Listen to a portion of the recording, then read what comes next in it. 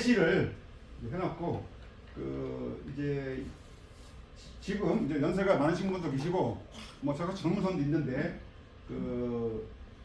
일생을 10년 단위로 나눠서 또 학교 단위별로 또 친구 관계에 통해서 이 감식촉의 18가지를 떠올려서 명상하듯이 버리면 되는 것입니다. 예, 저는 이 방법을 수행한다면 개인이든 집단이든 누구든지 성통 공안이 현대 가능하다. 그 방법도 제가 이제 책으로 써놨다. 그 말씀을 드리겠습니다.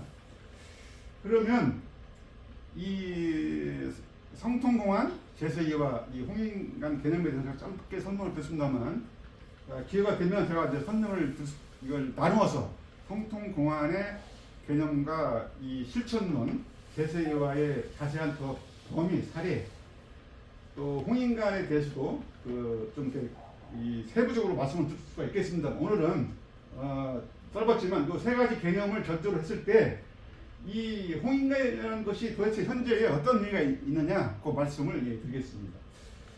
먼저 이 홍인간은 현재 이 짧은 설명이지만 현재 우리가 안고 있는 문제를 이 남녀 갈등 또 이 양극화 문제, 양극화는 뭐 정치적인 양극화, 경제적인 양극화, 사회 양극화 뭐 등등의 또 민족 간의 차별 뭐 등등 있는데 이러한 홍익인간 개념을 바로 세운다면 이러한 문제를 공정하고 비교적으로 더 공정하고 공평하고 갈등을 해소하는 방향으로 적용할 수 있겠다. 그런 차점이 있다. 그러니까 방향으로 봐서 홍인간 사상은 선구자들이 또는 석학들이 이 대한민국에서 세계를 이끌어가는데 기대치가 많다. 세계 지도국에 들 수 있다. 그 주장의 논거가 바로 여기에 있다. 이러한 시사점이 있다. 그래서 홍익인간은 현대에 시사점이 있으면 검토할 만하고 연구할 만한 거 아니겠습니까? 예. 그래서 이 홍익인간의 개념을 확장적으로, 구체적으로, 인구 통계학적으로만 해석을 확장한다면 이 현재 국내적으로 안고 있는 문제를 풀어나가는데 적용 가능성이 있다. 시사점이 있다.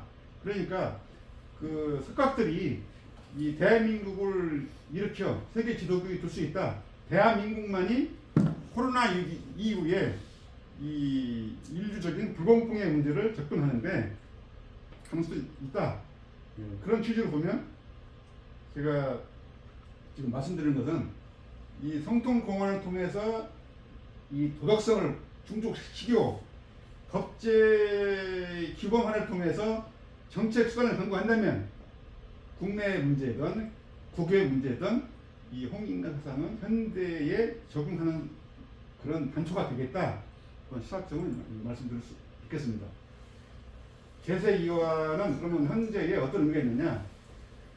이제 제세이화의 근거는 이제 삼정개경의 366사로만 우리가 이제 알 수 있지만 선행연구에서 이 제세이화는 이제 정영 교수 같은 경우에는 과거에 통치하는 분들이 관리층에 대해서 적용할 수가 있고 적용했던 것이고 또 이 통치자와 일반 백성 간의 관계에서 제세이화를 통해서 접근해왔다.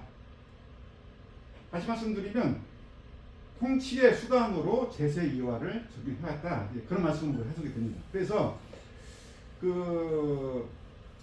삼국유사에 아까 이제 제가 이전 언급을 이제 짧게 했습니다만 이 삼국유사에서는 이 300의 풍백운사 이게 이제 이강식 교수나 신용화 교수 같은 분은 통치 체제로서 이 입법, 행정, 사법의 최고 책임자가 있는 그런 삼부 기관과 주국, 주명, 주형, 주병, 주산학의 그런 5부의 정치 정부 조직을 통해서 제세2와를 이 366사의 그 조항을 통해서 이 제세2와를 해왔다. 사실 말씀드리면, 그러니까 현재의 그 우리 상부기관과 정부 부처의 조직을 통해서 법제의 정치 그 수단을 통하면 우리 현재 그렇게 통치하고 있지 않습니까? 국가 개혁을 하고 있지 않습니까? 그래서 제세2와의 개념을 현대에 맞게 적용을 한다면 홍인간 사상은 바로 지금 시점에서도 적용이 가능한 것이다. 그렇게 말씀을 제가 주장할 수 있겠습니다. 그래서 홍인간이라는 것은 그 우리 국민들이, 그런 시민들이 이익이 되도록 보다 더 이롭도록 하는 지향성을 추구한다면 이런 제세2와의 그 개정이랄지 보완이랄지 또는 준수를 통해서 시행한다면 현재의 적용이 가능한 것이다. 그렇게 그런 시사적인 그런 의미가 있다. 그래서 홍인간이라는 사상은 이해하기가 어려운 게 아니다. 바로 정책의 틀 속에, 추진체계 속에 결정만 한다면 이 제세2와의 개념을 적용할 수 있다. 그렇게 말씀을 드릴 수 있겠습니다. 제가 빠뜨려 있는데 실제 우리나라가 이제 그 지금 그 국가 경쟁력 측면에서 보면 그 68개 국가 조사한 거에 우리가 40등, 그 정도 좀 낮은 수준에 있습니다. 10대 강국에 그 비추어 봐서는 그 법률 제도의 운영 그 실력이 좀 낮은 수준에 있다. 그래서 그 우리 국민들을, 시민들을 이롭게 하는 그 법제 운영이 좀 부족하다. 그 말씀을 이제 드리는데, 예. 그래서 제세2와의 그 인식을 높인다면 그 국가적인 경쟁력을 법제 운용 측면에서 얼마든지 그 높일 수 있겠다. 그 말씀드리고, 그러면 이제 성통공환의 의미는 그 홍인간과 제세2와의 선결 조건입니다. 이제 현재의 그 종교랄지 명상을 통해서 그 나름 모든 일반 사람들이 성통공활을 하고 있고 그 명상한다 그런 노력도 하고 있는데, 그 성통공활의 의미를 이 전제해야만이 국가를 지도한다든지 또 종교적으로 성직자라든지 또 일반 기업에서 최고 경영자라든지 또 학생을 지도하는 교사라든지 언론을 그 선도하는 기자라든지 언론인 최고 경영자라든지 그런 분들이 이 성통공활에 그 충족을 한다면 현재의 도덕성의 충족, 그 학술 용어는 도덕적 책임감의 자각과 실천이 가능하지 않겠느냐. 그러니까 이제 저 같은 경우 학교에서 배울 때 도덕 과목 또는 국민 윤리 과목, 그런 과목을 통해서 배웠는데 그가 자체가 그 도덕성을 높이기 위해서 이제 해왔는데 성통공활의 일환이었다. 그렇게 이제 그 해석할 수가 있겠고, 그 현재 이제 이 국제적인 이제 지표에 의하면 우리나라의 국가 청렴도는 이제 182에서 상위권 같은 해요. 10대 강국인 32등을 하고 있고 선진국 수준에서는 좀 낮은 수준이다. 그렇게 이제 그 이 국제적인 통계 지표상으로는 우리가 높은 수준이 아니다. 그래서 이제 이 성통공헌 관련돼서도 그 도덕 공부하든지, 그러니까 학술 용어상으로는 성통공헌의 그 훈련과 교육을 통해서 그 우리의 홍익인간 사상을 추구하는데 그 올바른 제세2와의 법제 논의와 공정한 시행을 추구하기 위한 수단으로서 성통공헌의 의미가 있다. 그렇게 말씀을 이제 들어볼 수 있겠습니다.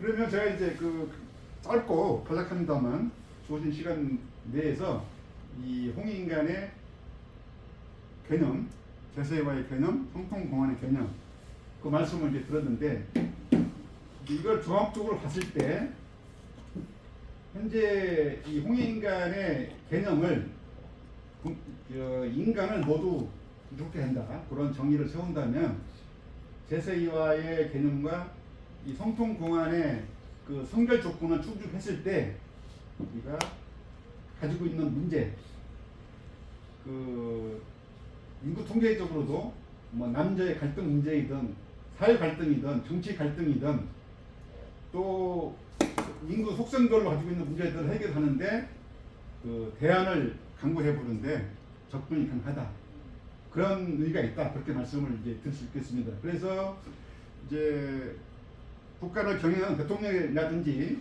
또 정부 부처에서 그 법령 제도를 기한하는 계층이랄지 또 결정하는 계층, 판결하는 계층에서는 이제 이런 법률 제도의 시행과 규범과 간섭의 준수, 수신의 실천 전제를 확보했을 때 이 홍익인간 사상을 정치 혁신, 경제 혁신, 사회 혁신, 이게 없습니다만 종교 혁신, 또 정부 운영의 혁신 등등의 전략을 마련해 볼 수 있다.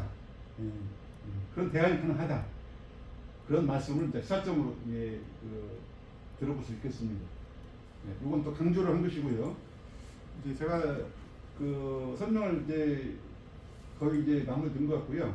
이건 제가 이제 논문을 통해서 이 홍익인간 사상을 적용하는데 기초 연구로서 연구를 해봤고, 국정운영 그 학술 논문, 홍익 정치, 중소기업과 대기업의 그 조화로운 그 성장의 관습도 제가 적용을 해봤고, 또 부동산 공시제에 대해서도 홍익인간 사상을 적용해 볼 수 있다, 그 논문을 썼고, 홍익사회, 남북통일, 또 대통령 직에 적용해서 이것도 가능하다. 또 제가 이제 연예 정책을 담당했기 때문에 연예 절약 정책에 대해서도 홍익인간 사상 적용이 가능하다. 정부 혁신, 정부 내부의 운영 툴을 마련하는 것도 가능하다. 그리고 이제 이건 제가 이제 저수를 해본 건데요. 그 정부 부처의 그 운영 전략을 10대 내외의 핵심 전략, 20대, 30대 내외의 추진 과제에 대해서도 제가 세부적으로도 이 홍익인간 사상은 그 가능한 대안 제시 측면에서, 물론 제가 이제 기초 연구긴 합니다만 이런 연구들을 했었다. 그리고 이제 나아가서 종합적으로 그 국가를 경영하는 전략으로서도 또 국가를 운영하는 국가 전략, 대통령직에 대한 실현 전략, 그런 연구들을 했었고, 최근에는 이제 홍익 국가 모델을 그 마련하는데도 하고 있고, 그리고 이런 이제 연구 결과들을 이제 모아서 제가 이제 책 한 권 가졌습니다만, 이 10여 개 이상의 논문과 제가 한 50여 편 이상의 저술을 요약을 해서 한 권에 제가 이제 모아봤습니다. 그래서 이제 한 30편 내외의 발표 자료를 준비를 해서 그 팀이라고 초청받는 대로 제가 이제 경제 혁신 전략, 뭐 통일 전략, 국가 운영 전략, 그런 등등의 발표를 이제 하고 있습니다. 그래서 제가 시간이 앞섭니다만 이런 발표들을 해왔다는 말씀을 드리면서 제가 부족합니다만 발표를 일단 마무리를 짓고, 그 시간이 가능한 범위 내에서 뭐 질문을 주시면 성의껏 말씀을 드리겠습니다. 경청해 주셔서 대단히 고맙습니다.